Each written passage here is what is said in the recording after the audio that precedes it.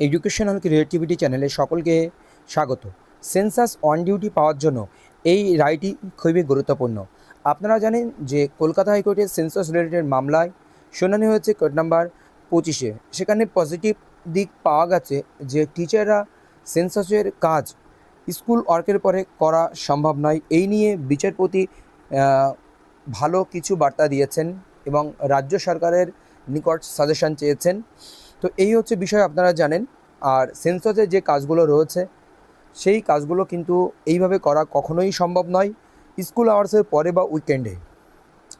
অপরদিকে আপনারা দেখেছেন যে বিভিন্ন পৌরসভায় বা বিভিন্ন ব্লকে অন ডিউটি দেওয়ার জন্য নোটিফিকেশনও জারি হয়েছে। আর 1948-15A অ্যাক্ট অনুযায়ী অবশ্যই অন ডিউটি দিতে বাধ্য যারা সেন্সাসের অথরিটি রয়েছে তারা। তো চলুন আমরা পুরো বিষয়টি এই মামলার ক্ষেত্রে কী রয়েছে। যখন কোনো একটি হাইকোর্টে একটি মামলা ভালো রেজাল্ট আসে বা ভালো কিছু হয় স্ট্যাটিউটারিভাবে, তো সেইগুলো কিন্তু পজিটিভলি কাজে লাগে অন্য অন্য মামলার ক্ষেত্রে বা অন্য অন্য কোর্টগুলোতে। তো চলুন আমরা পুরো বিষয়টি দেখে নিই। তো এখানে যে মামলাটি তৈরি হয়েছিল এখানে ইলেকশন কমিশনের কাজকে কেন্দ্র করে। তো having heard a land council for the parties, we may only observe that authority power of Election Commission of India to engage teacher of election related duties can be traced to Article 3 to 4 of the Constitution of India 1950 read with Section 13B of Representation of People Act 1950. There is no dispute as regarded to the power of Election Commission of India to requisite teacher for engaging them in election related duties. তো election related ডিউটিসের ক্ষেত্রে আর সেন্সাসের ক্ষেত্রে হোক, প্রত্যেকেরই ক্ষমতা রয়েছে টিচারদের নিয়োগ করানো বা টিচারদের এনগেজ করা। এখানে কোনো বাধ্যবাধকতা নেই বা এখানে অবশ্যই পারেন। তো এরপরে নিচের দিকে আমরা যদি আসি, খুব গুরুত্বপূর্ণ যে কোর্টের পর্যবেক্ষণটি কী রয়েছে। 6 নম্বর পয়েন্ট আমরা দেখে নেব। তার আগে একটি পয়েন্ট আমরা দেখে নিই। It has been categorically stated by a land council of the election commission that the teacher being requisition for performing the work relating to the revision of electoral roll are being engaged only after school hours on holidays on non-teaching days. এখানে holidays বা school hours বা non teaching ডেজে তাদের কাজ করতে বলা হয়েছিল। এটা মূলত ইলেকশন কমিশন থেকে নোটিশ হিসাবে জানিয়ে দেওয়া হয়েছিল যারা রেসপন্ডেন্ট রয়েছে তারা। এর পরিপ্রেক্ষিতে কোর্ট কী অর্ডার দিচ্ছে, we however may also emphasize that after working in school for 6 to 8 hours, স্কুলে 6 থেকে 8 ঘন্টা কাজ করার পরে if teacher is engage to perform, টিচারকে যদি দ্য ইলেকশন রিলেটেড ডিউটিসে পারফর্ম করতে বলা হয়, দ্যাট মে কজ স্ট্রেস, সেটি স্ট্রেস বা বিরক্তিকরের কারণ হতে পারে।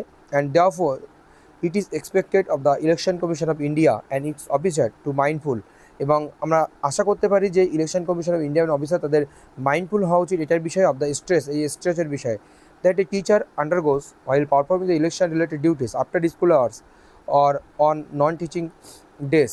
এই বিষয়ে যারা টিচিং রয়েছে তাদের স্কুল আওয়ার্স বা নন টিচিং ডেজে তাদের যে কাজ করার বিষয়টা, এই বিষয়ে মাইন্ডফুল হওয়া উচিত ইলেকশন কমিশন বা তাদের অফিসারদের।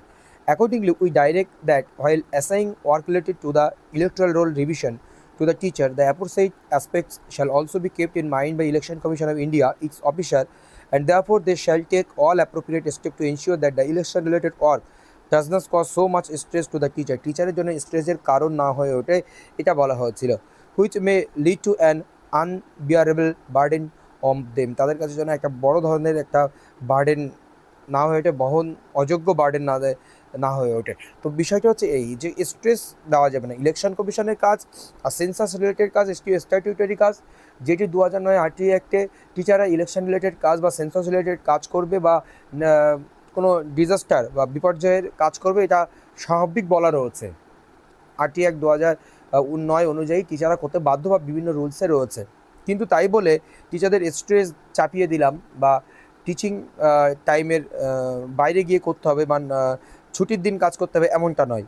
The Land Council of the Election Commission of India has stated that all such possible measures have been taken. However, we may still emphasize that the officer of the Election Commission of India, especially the Chief Electoral Officer, the District Electoral Officer, as also Electoral Roll Officer, shall be mindful of the observation made above। যে অবজারভেশনটি করা হচ্ছে সেই অবজারভেশনের নজর রাখতে হচ্ছে। List on 20/8/2026। এটা কিন্তু এই মামলাটি রিসেন্ট চলছে। এই জাজমেন্ট এই যে অর্ডার কপিটি দেওয়া হয়েছে জুলাই 28 2026 28 জুলাই এই মামলার অর্ডার হচ্ছে। এই অর্ডারটি খুবই গুরুত্বপূর্ণ। সমস্ত সেন্সাস ডিউটি যারা পেয়েছে, টিচাররা অন ডিউটি যদি না পায় তার জন্য এই মামলাটি বা নেক্সট দিন যে সেন্সাস মামলার শুনানি রয়েছে সেখানে কিন্তু এটি গুরুত্বপূর্ণ হয়ে উঠতে পারে। ধন্যবাদ।